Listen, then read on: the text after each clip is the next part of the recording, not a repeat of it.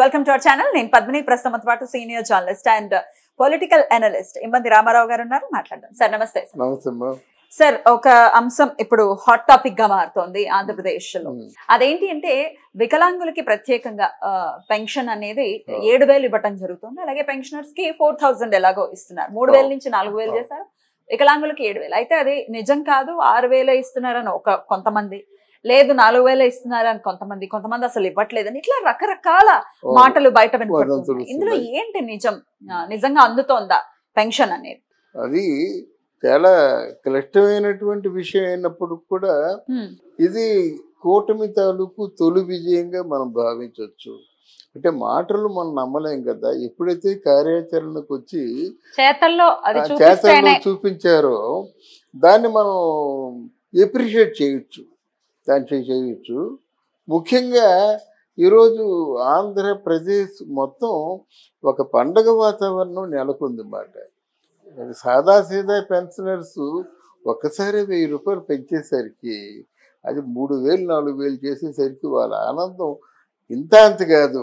ఏదో ఎలక్షన్ ముందు చెప్తారండి, ఆ మాటలు మనం ఏం తీసుకుంటాము, మేము అనుకున్నాం మాకు ఆ 3,000 వచ్చినా చాలు అనుకున్నాం. అలాంటిది మాట తప్పకుండా 4,000 ఇవ్వడం, ఆ రోజునే వికలాంగులకి 7,000 ఇవ్వడం, పూర్తిగా డ్యామేజ్ అయిన వాళ్ళకి వాళ్ళు చెప్పిన మాట ప్రకారంగా 15,000 రూపాయలు ఉదయం 6 గంటల నుంచి పంచి ఇప్పటికి ఒక 80% పూర్తయిపోయింది. సాయంత్రం 6 అయ్యేలాగా పూర్తయిపోతుంది అన్నమాట. దీనికి అంతకుముందు తాలూకు ఆనవాయితీకి ఏమీ కూడా ఆటంకం కలగకుండా సూటిగా పెన్షనర్స్ ఇంటికి వెళ్ళి వాళ్ళకి ఆ పెన్షన్ అందించడం ఇది కూటమి తాలూకు తొలి విజయంగా మనం భావించవచ్చు. అయితే దీంట్లో కూడా రకరకాల మాటలు మాట్లాడటం అనేది జరుగుతుంది. అయితే అక్కడ పెన్షన్ అందుకుంటున్నటువంటి వాళ్ళు కొంతమంది ఇప్పుడు మనతో పాటు ఫోన్ లైన్ లో సిద్ధంగా ఉన్నారు సార్ మాట్లాడటానికి. ఒకసారి కాల్ చేయమంటారా? కాల్ చేయండి. దాని తర్వాత వారి మాటలు విన్న తర్వాత మనం వెరీ గుడ్. హలో, నమస్తే అండి. నమస్తే మేడం. మేము రెడ్ టీవీ నుంచి మాట్లాడుతున్నామండి. మీ పేరండి? నమస్తే అండి, మీ పేరు? సతీష్ అండి, సత్యనారాయణ అండి. సత్యనారాయణ గారు, అయితే ఈ పెన్షన్ అందుకుంటున్నటువంటి విషయాల్లో రకరకాల మాటలు వినపడుతున్నాయి. ఒకటి రావట్లేదు, 6,000 వస్తున్నాయని కొంతమంది, 4,000 ఏంటి వికలాంగులకి ప్రత్యేకంగా 4,000 వస్తున్నాయని కొంతమంది, అసలు రావట్లేదని కొంతమంది, ఇట్లా రకరకాల మాటలన్నీ వస్తున్నాయండి. అసలు నిజం ఏంటి? అందుకుంటున్నారా వికలాంగులు 7,000 రూపాయల పెన్షన్ అనేది? ఒకటి మేడం గారు, స్వయాన నేనే తెలుగుదేశం కార్యకర్తనండి. ఒక అంటే చంద్రబాబు నాయుడు అక్కడ ఉంది కదండి, అక్కడ స్టార్టింగ్ పెన్షన్ చంద్రబాబు గారు ఇచ్చిన తర్వాత ఇక్కడ స్టార్ట్స్ అనే ఉద్దేశం మీద కొద్దిగా 1 గంట లేట్ అయిందండి. కరెక్ట్ 7 గంటల నుంచి ఇంటింటికి వెళ్ళి స్వయాన నేను కూడా వెళ్ళానండి.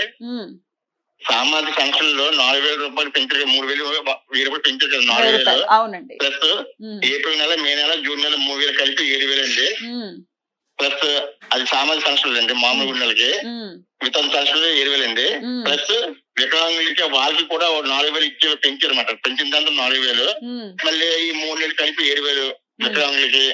మళ్ళీ కిడ్నీ వ్యాధిగ్రస్తులు ఉన్నారు కదండి, వాళ్ళకి 10,000 అండి. 10,000 వాళ్ళకి 10,000 ప్లస్ పూర్తిగా మంచి మంచి లేకంటే ఉంటారు కదండి, వాళ్ళకి 15,000 అండి. 15,000 ఇచ్చేస్తున్నారు. ఒక్కరికి ఆపలేదు మేడం గారు. ఏ ఛానల్ ఫోన్ చేసినా నేను మాట్లాడుతానండి. ఏ ఛానల్ ఎవరు ఫోన్ చేసినా నేను మాట్లాడుతున్నా. ఇవ్వటం అనేది జరుగుతుంది. ఏంటండి, చాలా సంతోషంగా హ్యాపీగా ఉన్నారండి. అదే అలా అందుకున్న వాళ్ళు ఎలా వాళ్ళ రియాక్షన్ ఎలా ఉంది? చాలా రియాక్షన్, చాలా బాధపడుతున్నారండి. చాలా బాధపడుతున్నారు.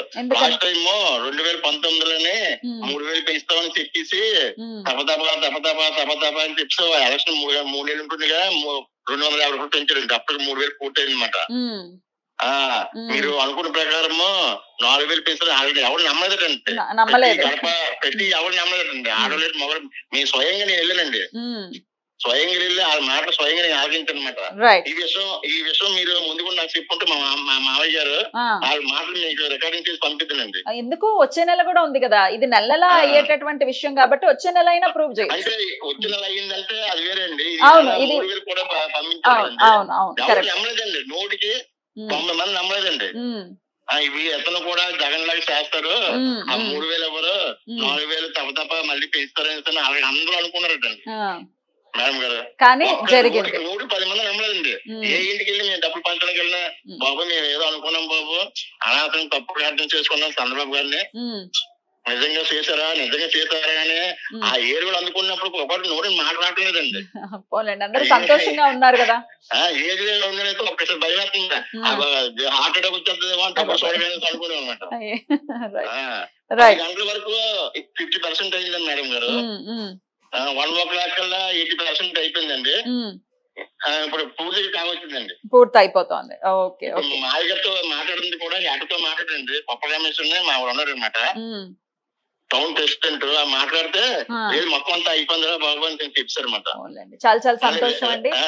మళ్ళీ రేపటి కంటే ఏం లేదండి ఇంకా కంప్లీట్ అయిపోతుంది. లేకపోతే మేడం గారు ఎవరో ఊళ్ళో లేకపోతే వాళ్ళకి గంట గడి లేట్ అవుతుంది తప్పించి 99% అయిపోయిందండి. అద్భుతం అండి. జనాల సంక్షేమం కోసం లేకపోతే వారికి మేడం గారు ఎవరు నమ్మలేదు ఎంత డబ్బు వస్తుంది ఎంత డబ్బు చూస్తామా అని చెప్పేసి. ఎందుకంటే నరకం అనిపించారండి 5 సంవత్సరాలు మామూలు నరకం కాదండి. రైట్ ఇప్పుడైతే అందుకుంటున్నారు, ఇదైతే నిజం అని చెప్తూ ఉన్నారు అంతే కదా.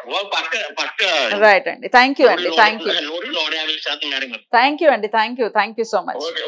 నమస్తే అండి. సో అది సార్ పరిస్థితి. సో విన్నారు కదా, డెఫినెట్ గా అందుకోవటం అనేది జరిగింది. ఒక్కొక్కళ్ళు చాలా అవాక్కైనటువంటి పరిస్థితుల్లో ఉన్నారు, ఎవరు నమ్మట్లేదు. అసలు నిజమేనా ఇది జరుగుతుంది, నమ్మలేదు మేము. 3000 అన్న వస్తే మీరు ఇందాక అన్నట్టుగా 3000 వచ్చినా చాలు అనుకునే పరిస్థితుల్లో ఆ 3 నెలలవి కలిపి కూడా ఇచ్చేయటం అనేది జరుగుతోంది. సో చాలా సంతోషంగా ఉన్నారు ప్రజలందరూ కూడా. చాలా అంటే మనం జనంలోంచి తీసుకుంటే ఏమవుతుందంటే ఈ వదంతులకి మనం అడ్డుకట్ట వేసిన వాళ్ళు అవుతాం.